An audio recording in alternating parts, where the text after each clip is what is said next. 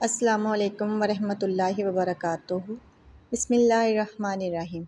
سحری کھانے والوں پر رحمت۔ رسول اللہ صلی اللہ علیہ وآلہ وسلم نے فرمایا، سحری کا کھانا بابرکت ہے، اس لیے اس کو نہ چھوڑا کرو، خواہ پانی کا ایک گھونٹ ہی پی لیا کرو۔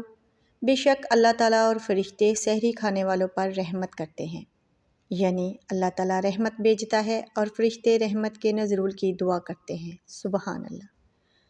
رمضان وہ مہینہ ہے جس کے پہلے 10 دن رحمت کے ہیں، دوسرے 10 دن مغفرت کے ہوتے ہیں، اور آخری 10 دن تو آگ جہنم سے آزادی حاصل کر لینے کے ہوتے ہیں۔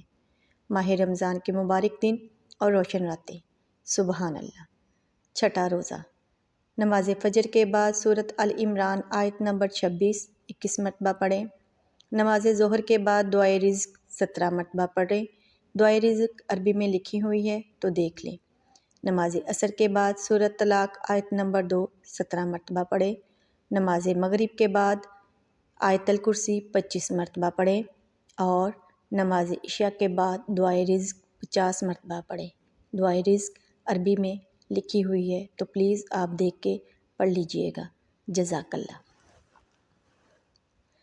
یا اللہ، میرے بچوں کو میری آنکھوں کی ٹھنڈک بنا، انہیں ہر غم، پریشانیوں، بیماریوں سے محفوظ فرما۔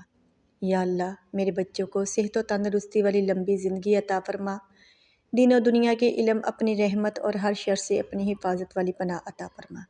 یا اللہ، میرے بچوں کو آپس میں اتفاق، رحم دلی اور ایک دوسرے کے ساتھ محبت، خلوص اور پیار سے رہنے کی توفیق عطا فرما۔ یا اللہ، یہ دعا میرے بچوں اور تمام ماں باپ کے بچوں کے حق میں اپنی رحمت کے طفیل قبول و منظور فرما۔ آمین یا رب العالمین۔ تو پلیز آپ کمنٹس میں آمین تو ضرور لکھا کریں۔ جزاک اللہ۔